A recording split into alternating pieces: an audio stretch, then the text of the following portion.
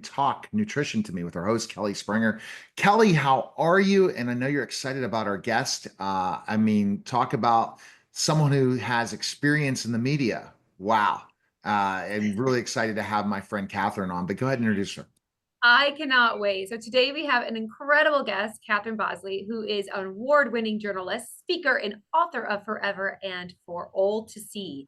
Catherine's personal experience with online reputation challenges has fueled her mission to educate others, especially parents and children, on navigating the digital world safely. We'll be discussing the impact on social media, children's mental health, online safety, and how families can protect their digital footprints. Catherine, welcome to the show. What are some of the Thank you. biggest, you're welcome. So, what are some of the biggest challenges kids can face when it comes to social media and their mental well being? Oh my goodness, there's a lot to unpack with that question. Indeed. I speak at schools everywhere from fourth grade all the way through the college level, but most of my schools that I feel my message resonates most with are junior high schools and high schools. And what I am seeing with them is that they are confused. They're feeling a lot of pressure to keep up with each other on social media, pressure that's so unnecessary that they're losing sight of the present. And I don't think that's any secret. We all know that that's actually an epidemic, not just with kids, but with all age groups these days. It's becoming an epidemic that we are getting this addiction to what's going on online, and we're seeing that as the real world. So I think that children, a lot of times, are just getting so confused about what is real and what is not so real. And so when I start my presentations with the kids, I usually say, we live in these two worlds today. This great world where we can hear each other, see each other, touch each other. And there's this other world, our online world, our digital world, where everything you put out there on that cell phone, on that laptop, that's all this world knows about you. And that can be great. It becomes your forever and for all to see, and there could be great things with that, but it also can be very harmful if you got the wrong stuff going on. So let's talk about what to do to get the right stuff going on to protect your forever and for all to see, and to protect your hopes and dreams, because they start to get confused. They so live in the now. They don't think about what's going on in the future, and no one thinks it's going to happen to them until it does, and no one knows the grief of it until it's theirs and their parents and their friends and family. I think this is such an incredible topic. I have teenage daughters Yeah. and happen to be in the media myself. And I think you're right about what's real and what's not. I just talked to my college friend the other day, and she said, Kelly, it looks like you're doing amazing. And I was like, Deirdre, that's social media. Well, Like, it's not that I'm doing poorly, but it's like, do you like, no, that is just an image that we're putting out there, and it's like not showing the laundry needs to be done, or yeah. the dog just ran through the house with poop on, like all the things that are really happening behind the scenes. And so I just think that this is such a fantastic topic. Yes, and we hear the words authenticity and vulnerability. Those seem to be key words these days, and I think people confuse that. I think that there's no reason to put doing the laundry and taking the dogs out. There's just no reason to put it up there. It's not going to change anybody's life. It's not going to add any kind of inspiration for the most part. For the most part, I mean, people want to see that hardworking, successful people, they have their things too. But you got to draw the line between what is going to add value, not just for your own online presence, but also add value to the world, and what is going to start to interfere, disrupt, confuse, and make things look like it's a mirror that's a wrong reflection. Yeah. Mm-hmm. I wanted to piggyback on this, thinking about it, is social media that for kids, and this is the biggest challenge for social media for kids, is everyone wants to be TikTok famous, Instagram famous, YouTube famous. They all see these people like Logan and Jake Paul. They see specific people that have done, Mr. Beast, or you look at specifically some of these TikTok famous people and think, man, my life's going to be over, because a lot of people say, I'm going to be a social media influencer. That's my job. That's what I'm going to do. But the sadness, Catherine, and I'm sure you've seen it talking to high school students now compared to maybe 10 years ago, is that's the path, and it's not a good reflection on them. No. It's something that's going to hurt them I can't even imagine the hurt and pain they're going to go through because it's 1 in a million. It's still not easy. You got to spend so many hours, and if you don't do it, if you don't act like a train wreck or make other people look like a train wreck, you're not going to go viral. Oh, isn't that the case? You see it in some Netflix series how if you just act stupid and you do stupid things and you do crazy things, now you're suddenly famous. But what happens when that fame starts to fade? And if there is any way that you monetize it, that starts to go away. Now, how are you going to rebound after something like that? Because your online presence is there forever and for all to see. And so that persona that you put out there to make money, to become that influencer, it could come back and absolutely destroy what's ahead for you. And when I speak with kids, I often start with the conversation of what is your dream? What is your hope and dream for your life right now? Because that's a fantastic focus, and it's a fantastic way for parents to really get their child's attention when it comes to what they're doing with their social media. What is your dream right now? And a lot of kids have some great dreams. Other kids will come up with things like that. Like, I want to be a social media influencer. I want to be famous online. I want to be that TikTok star. And so it is concerning when you come across those things as being their hopes and dreams for the future. Mm-hmm. This is so cool that you do this for a living. I think it's beyond needed. And you said that you're now talking about even teaching people how to do media, correct? Yeah, it comes down to your best face forward today, because forget the resumes, forget the portfolios. When an employer gets those, they're probably going to set it aside and they're going to go in and see what you're doing online.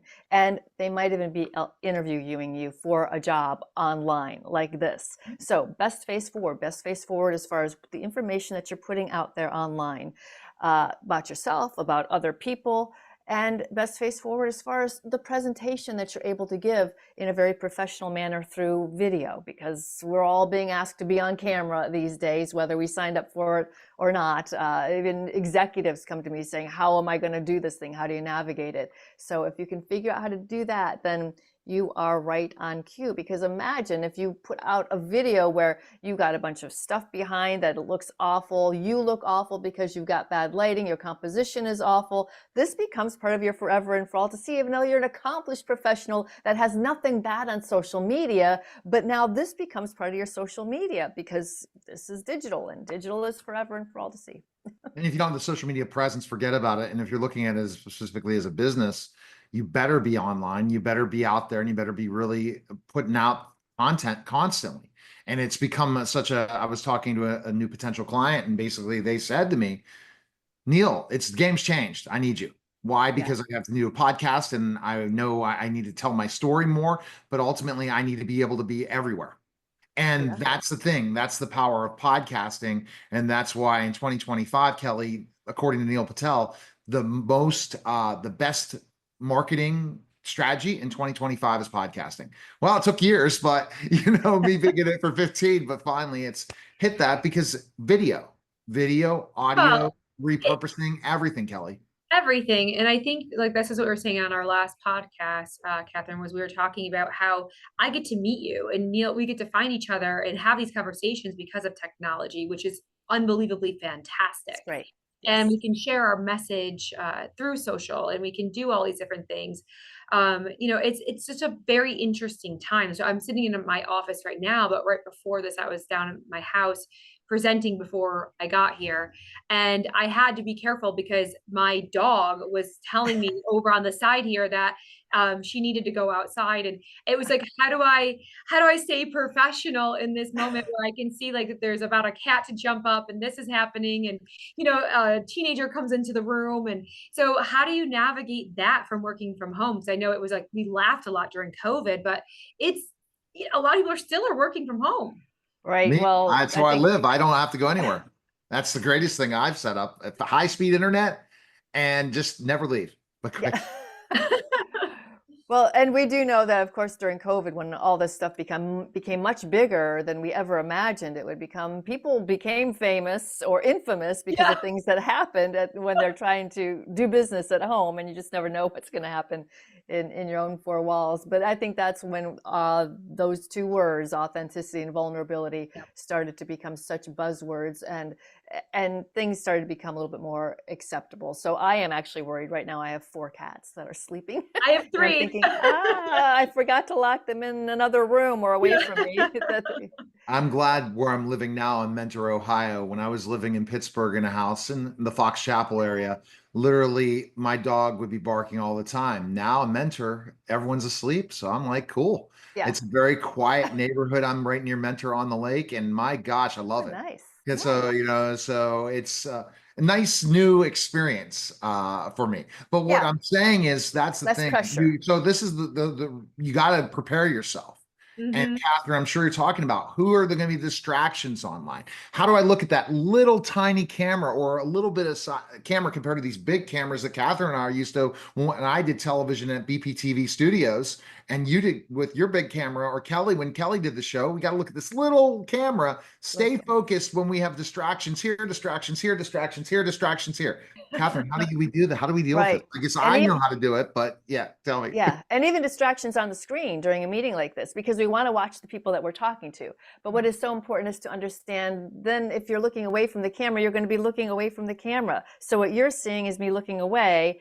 And so it's really important to be able to look at the people that you're talking to. And it's really important to think about there being a person on the other side of the camera, not so much down there on your screen. Another thing I think a lot of people don't realize is that camera and the microphone, they take 20% of your energy off the top, just like that. So that means that you've always got to push your energy over just a little bit more. I'm not talking about yelling. I'm talking about the pace that you speak in, using different pitches, using a strategic pause once in a while, using some visual variety, which is body language, to get that energy and the impact across to the other side of that camera. There's nothing more unnatural, as both of you know, than to be talking to a camera. But once you get the idea that that's a person there and you need to talk to that camera, I think it makes a big difference. Mm-hmm.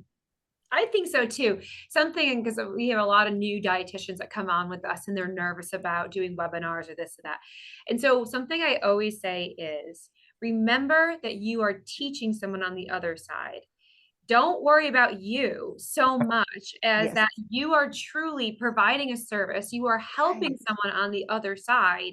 So just get that in your head that you're talking to that person and whatever you're doing and why we're doing it and the purpose of why you're doing that webinar or that TV spot or whatever it is to help someone on the other side. And I think once you take it away from you and your nervousness, it can really help a lot.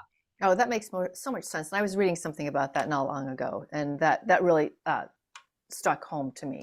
Indeed, to think that it's not about you, and people aren't thinking about it's about you. They're looking for the value that they're going to be able to get from you. That's really important to them.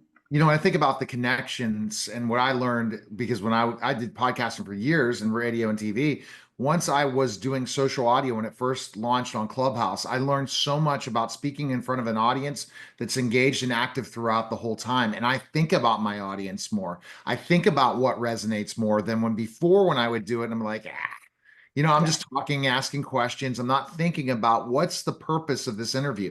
What do we want to deliver? Each one of my questions, each one of Kelly's questions is a 1 minute video. Each one of these things is a way to cut up shorts and reels and put all these things together. Don't just chit chat. Provide and stay focused on what you're saying and make sure it's going to resonate because you never know what thing's going to go viral. Neil Patel and Eric Sue talk about this all the time. When you post something on social media, it's basically you are at a casino now and you're pulling the lever and you don't know if it's going to pull up with 10,000 views or one view. Oh, that's so And true.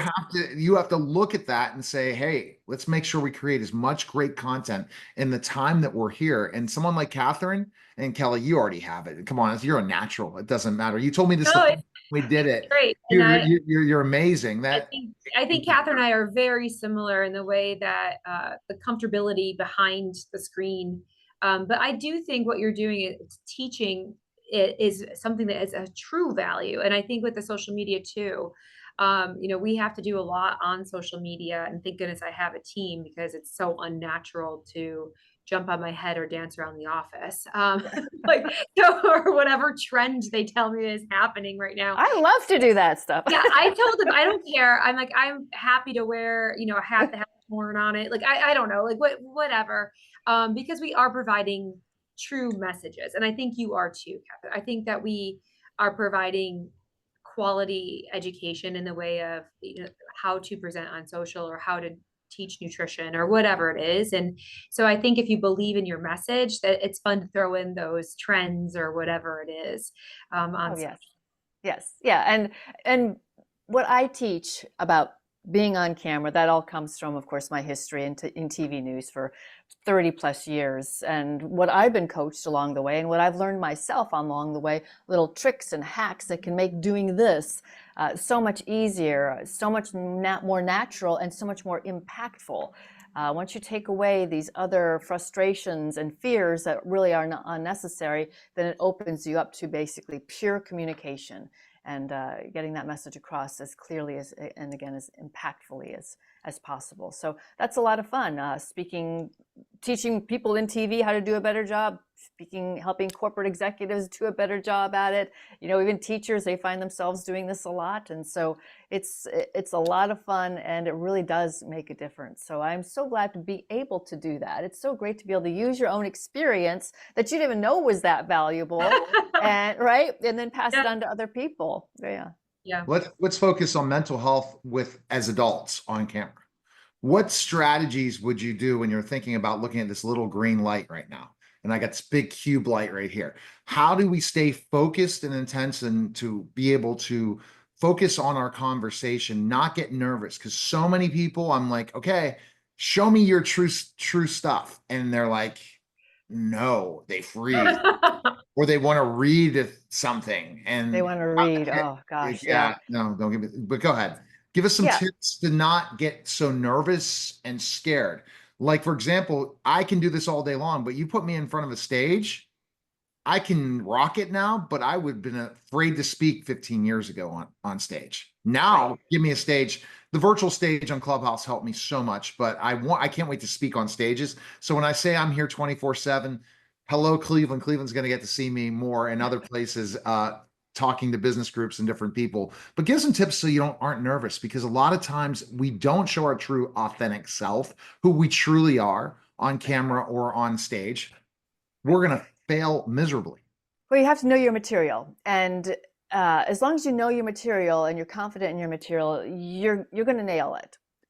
Being confident in yourself makes a whole world of difference, for sure.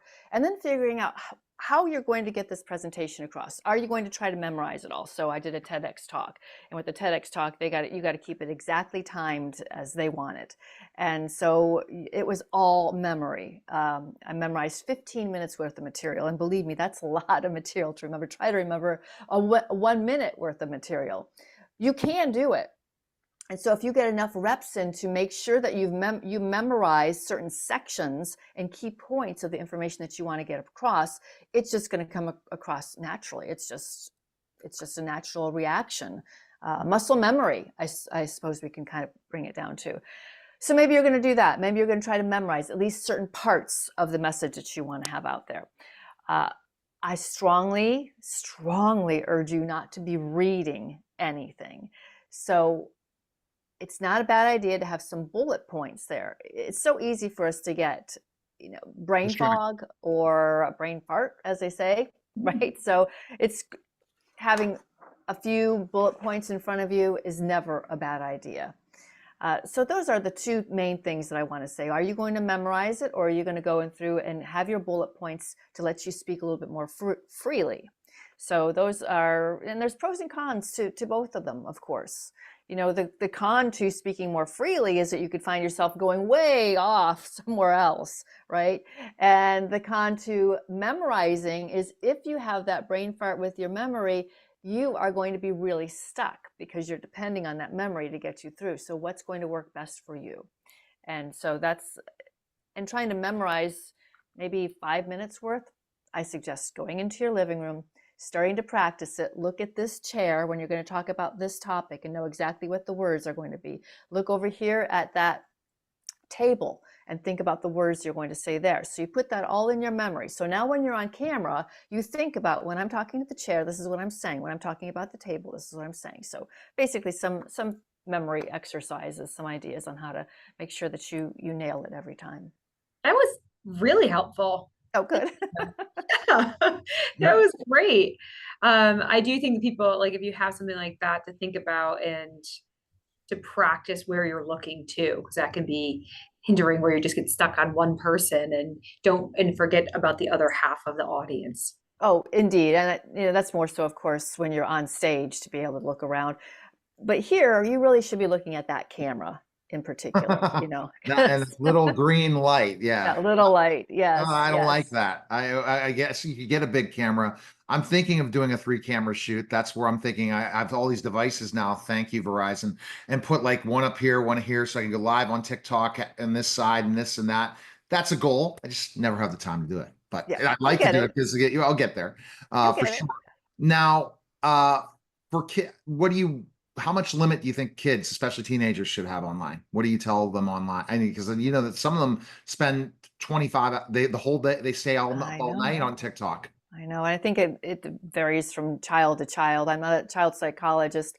I know what I see when I go into the schools. I know when I'm so pleased to see kids looking at each other and talking to each other.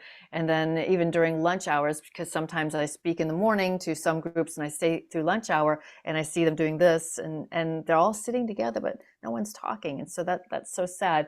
But how much time, it depends on the child. It depends on their age, and it depends on, how vulnerable they are to getting sucked into believing that's reality of what they're seeing in their cell phone.